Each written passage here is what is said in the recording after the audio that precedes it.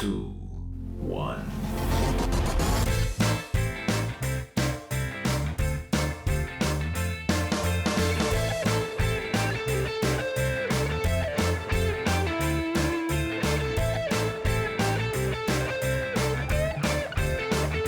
Hello and welcome to TrojanVision's The Week That Was, covering the news and events for the week ending Friday, March 26, 2021. I'm your host, Aaron Taylor.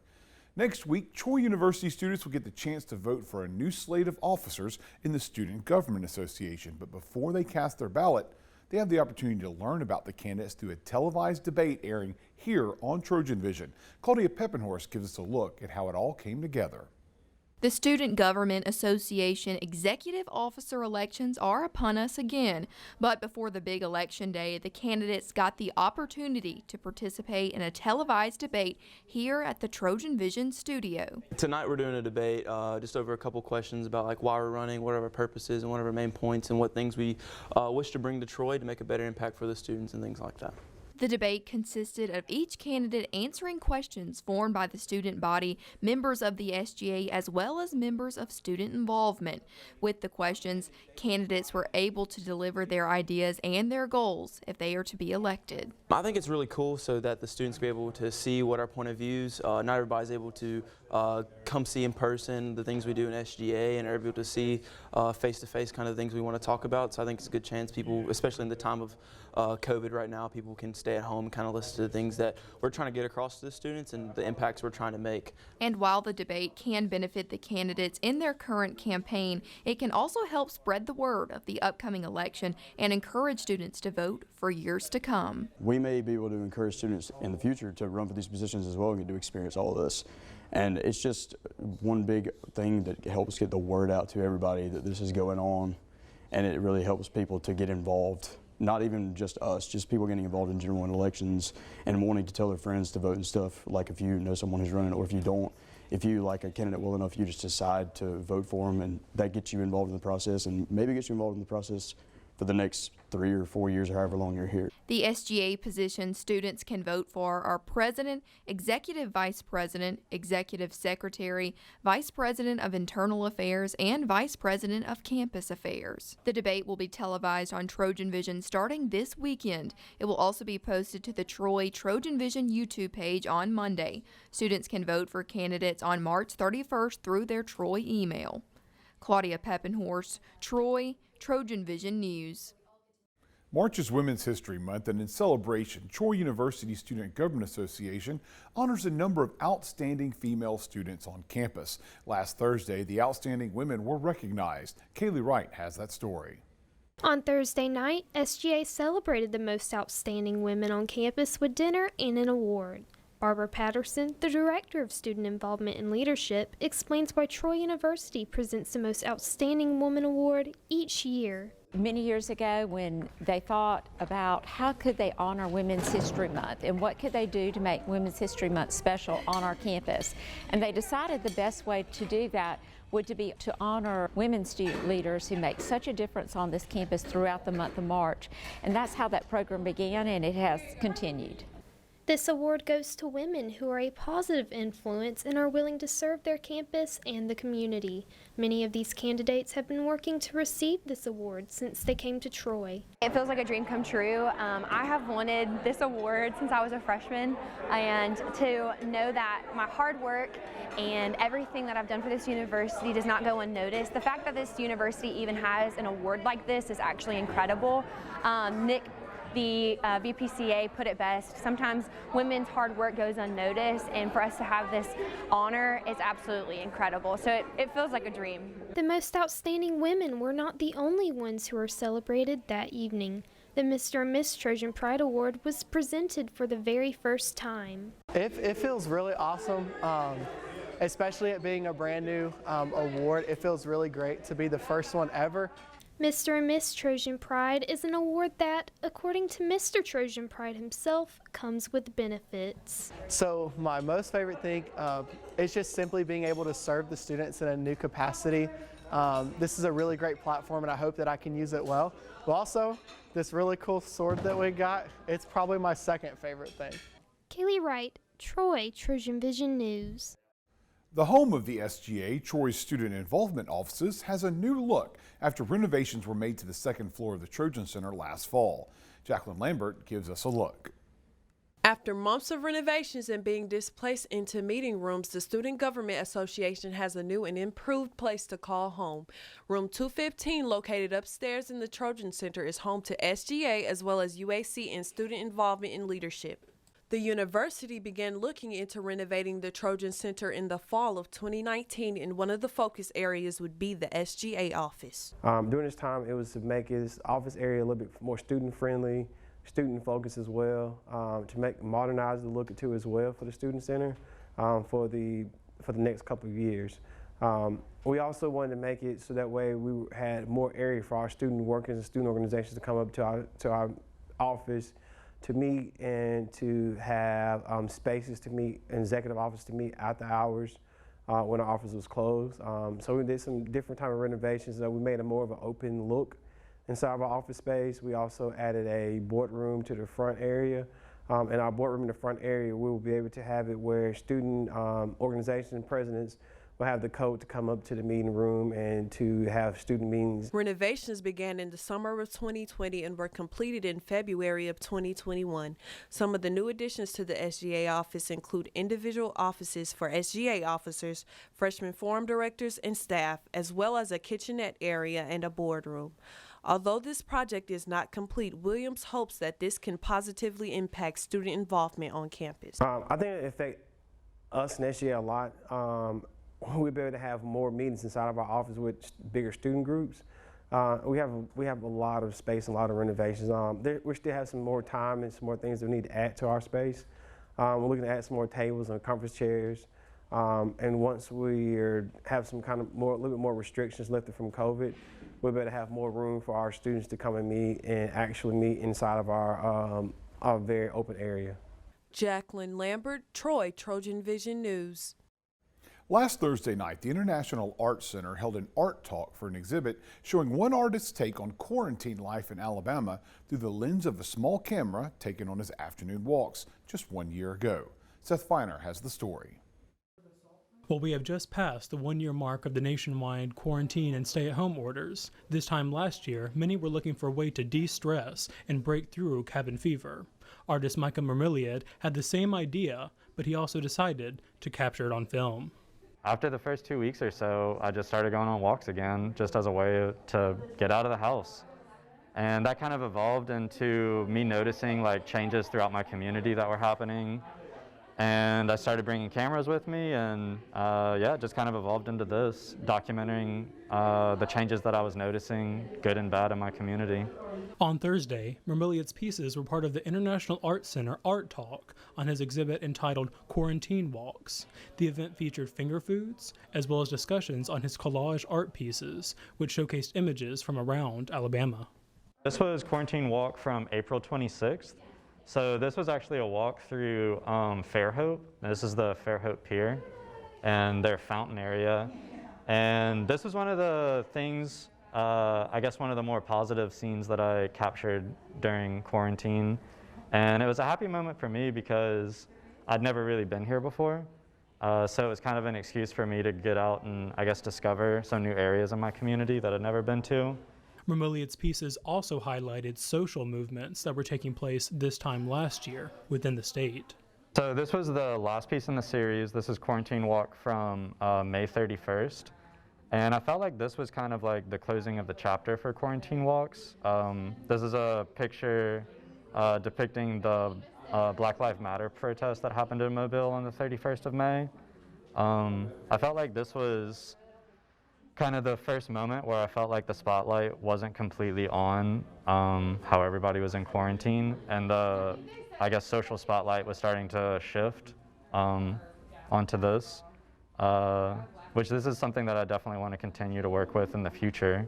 Seth Feiner, Troy, TrojanVision News. We're going to take another quick break, but when we come back, it's Greek Week at Troy University. We'll take a look at some of the big events of the week coming up right after this, so stay tuned.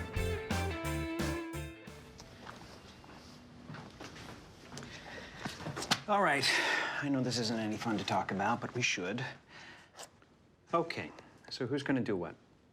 I'll pack the dead batteries. Great. I'll only put what I don't need into a duffel bag. Perfect. That's totally unhelpful. No problem. Meanwhile, I will try to comfort everyone by speaking in a calm voice. And I'll try to get the generator going without any gas. Oh, let's not forget the cell phones, which probably won't work. Right. And who is going to handle supplies? I can forget to do a list for us.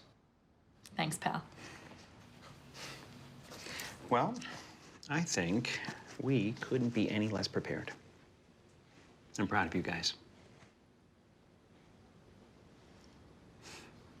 Talk to your kids about who to call, where to meet, what to pack. Visit ready.gov/kids for tips and information.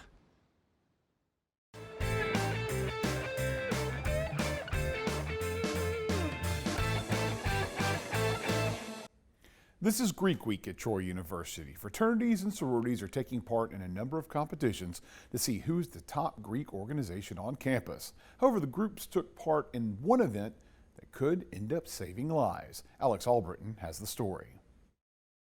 In honor of Greek Week, the American Red Cross is in the Trojan Center Ballroom for a 2-day blood drive on Tuesday and Wednesday from 9 to 4 to anyone who is willing to participate in giving blood. I think the more beneficial reward of doing the blood drive is knowing that you're saving lives. So one of the things about the blood drive is that when you give blood, you're estimated to save at least 3 lives per unit of blood that you're giving. Also, we're giving out T-shirts, and so I think it's more or less a moral and spiritual thing that you get a reward during the blood drive, and it's kind of like I know that I'm possibly saving somebody's life and down the future. Although this is an opportunity to get students to come out and help save a life, it also motivates them to participate in Greek Week. Each organization is trying to earn a large trophy that we give out every year to be the Greek Week champions.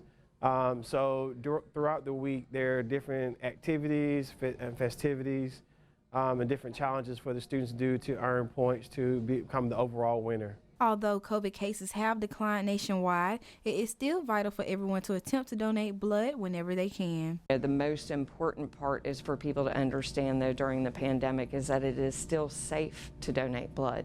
That's one thing that the CDC and the FDA came out with from the very beginning of the pandemic, is that it is safe and it is a practice that needs to continue. We're making sure that we do all of the social distancing, wearing masks, hand sanitizer, and all of those things. So it's very safe, but it's also very necessary for people to come give blood. The blood drive will continue on Wednesday from 9 to 4 in the Trojan Center Ballroom. For more information, you can go to redcrossblood.org or call 1-800-RED-CROSS. Alex Albritton, Troy, TrojanVision News.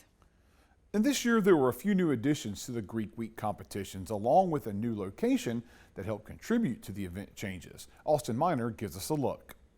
Troy University is having their Greek Week this week, and during this week there will be a various amount of activities, one of those being human foosball. Teams consisted of different fraternities and sororities mixed together to get a group of random individuals.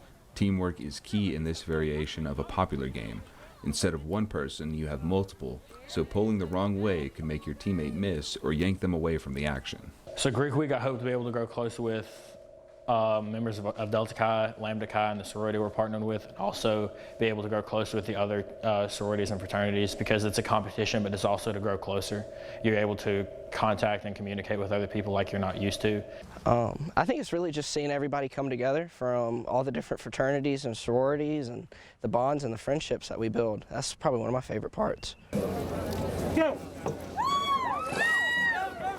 After a champion was declared in foosball, the attention shifted towards the boat building contest, which consisted of teams building boats and paddling them across the pond as fast as they can without sinking. At first glance, these rafts are not the most seaworthy things out there, but some did better than others. Austin Miner, Troy, TrojanVision News. How much do you know about the Olympics? That was the challenge presented to fraternities and sororities Thursday night as part of the Greek Week competition. Allison Polk has the action from Trojan Arena. Trojan Arena was filled with Greeks Wednesday night as Greek Week teams competed for a win.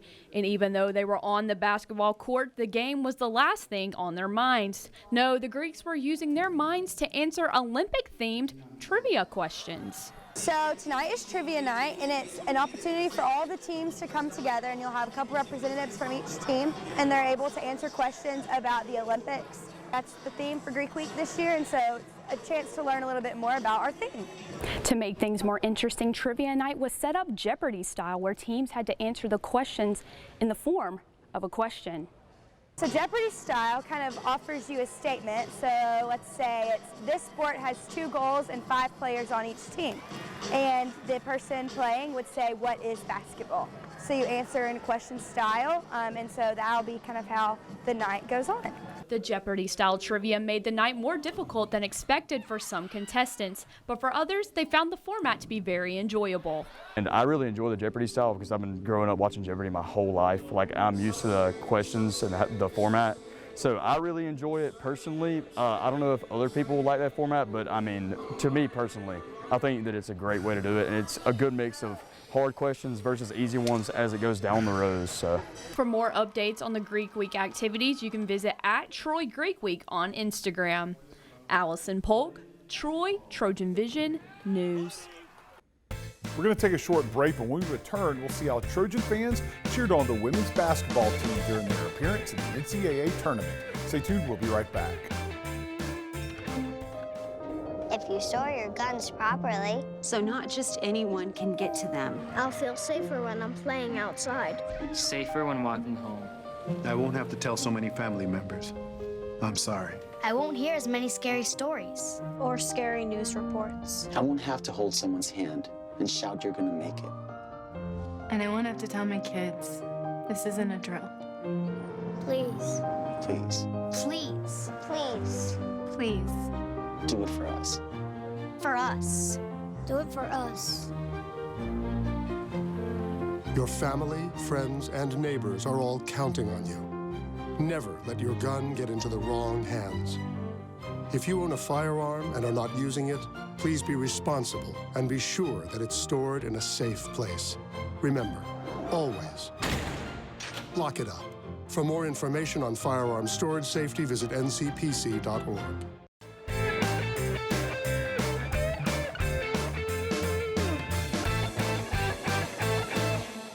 Monday night, the Trojan women's basketball team played on the national stage in the NCAA tournament.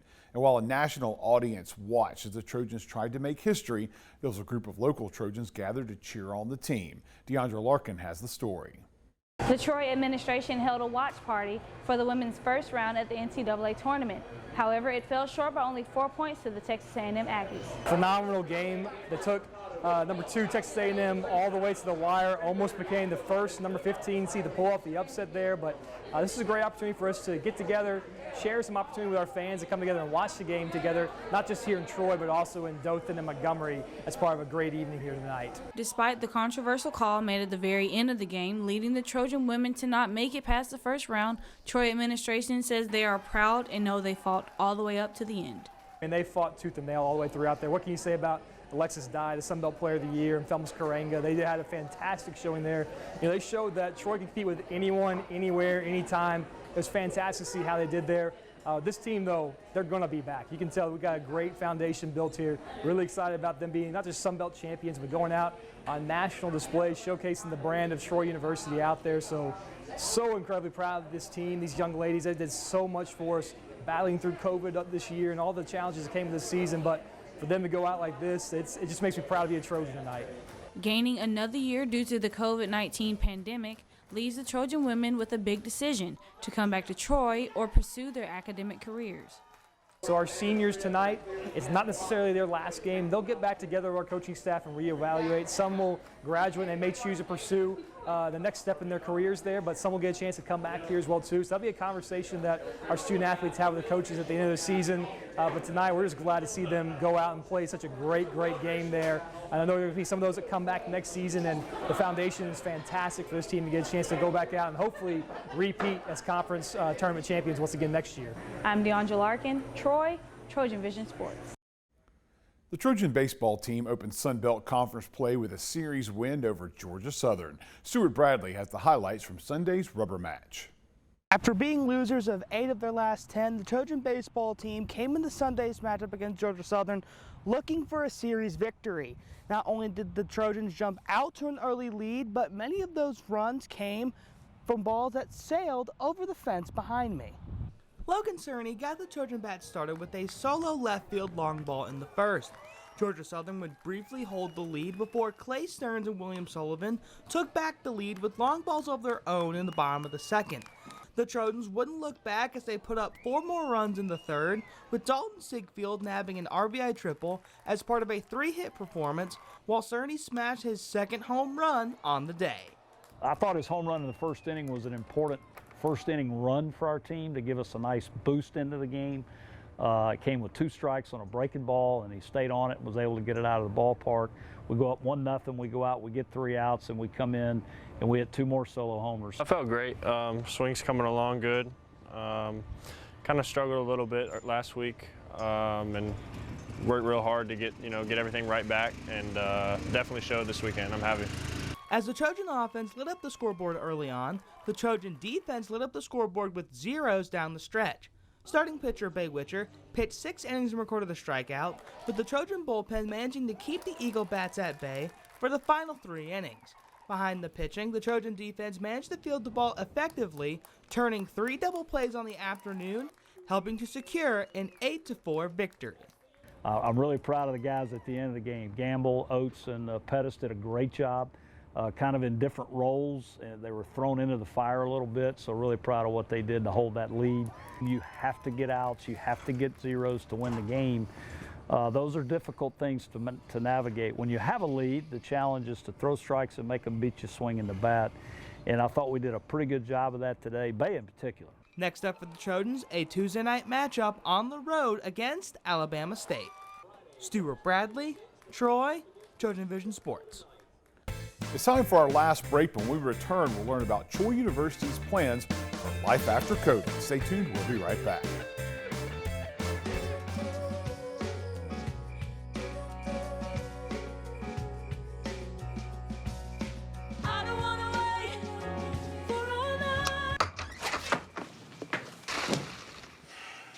I was afraid of that. Well, guess it's time to get you fixed. Your pets will start fooling around sooner than you think. Go on, get out of here! Accidental litters lead to millions killed in shelters each year. Help prevent more. Fix at month 4. It's a beautiful day out here. Sunny today with light breezes, giving way to clouds in the afternoon. We could see some light precipitation to moderate precipitation later on, followed by powerful storm-like conditions. 90 miles per hour winds are expected. Authorities are asking everyone, stay indoors. Come on, that's it. Let's go.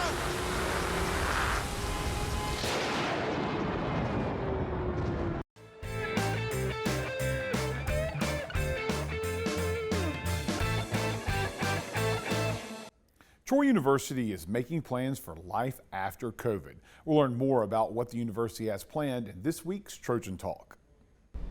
Hello and welcome to Trojan Talk. I'm your host, Aaron Taylor. With me is Senior Vice Chancellor Lance Tatum here to talk a little bit about COVID and where we are here on campus. Lance, thanks for joining me here today. Absolutely. Always happy to come back and join you. And we've had you here a couple of times to talk kind of about the state of things are going, and we're kind of getting to that light at the end of the tunnel that we've been hoping for. The most, I guess, the biggest update so far has been Troy vaccinating here on campus in a clinic. Talk a little bit about how the vaccination clinic has gone and how that process has helped things out so far. Yeah, we have been extremely pleased with the process of getting ourselves organized and distributing the vaccines to not only people on the Troy campus, but also within the Troy community and Pike County at large. To date, we've vaccinated approximately 1,700 individuals. Our School of Nursing is still involved in assisting with the vaccinations. Our School of Social Work and Human Services is still involved in getting people registered and queued up for the vaccinations. I really want to commend our Health Center and Dean Reeves for the work that they've done to make this operate as smoothly as it has. We know that in the next week or so, we'll get the second round of dosages. So for anybody that got their first shot during the month of March, they'll come back in April and receive that second shot. We hope to be able to continue this effort as we move into the summer, but a lot of that will depend upon the state and what ADPH needs from us, and kind of the needs still that exist within this part of the state to get people vaccinated. And of course, you know, you still haven't used that first 2,000 doses. And that was one of those things where I thought, well, you know, there's a lot of demand, but obviously things started out big, and now you're trying to make sure you use them all up. Right. So yeah, our goal is to distribute all 2,000 dosages. I think the fact that the state has expanded its distribution network has made a difference in terms of people having access to the vaccine. We know that Walmart and other distribution sites have been set up. So, you know, we are playing the role that we've been asked to play. We'll continue to give shots until we use all 2,000 dosages. And there's still some of those dosages left at this point. So, and they can go to the Troy University COVID website and make an appointment for one of those. Once again, and this is for anyone. That's one of the things. This is not just a university thing.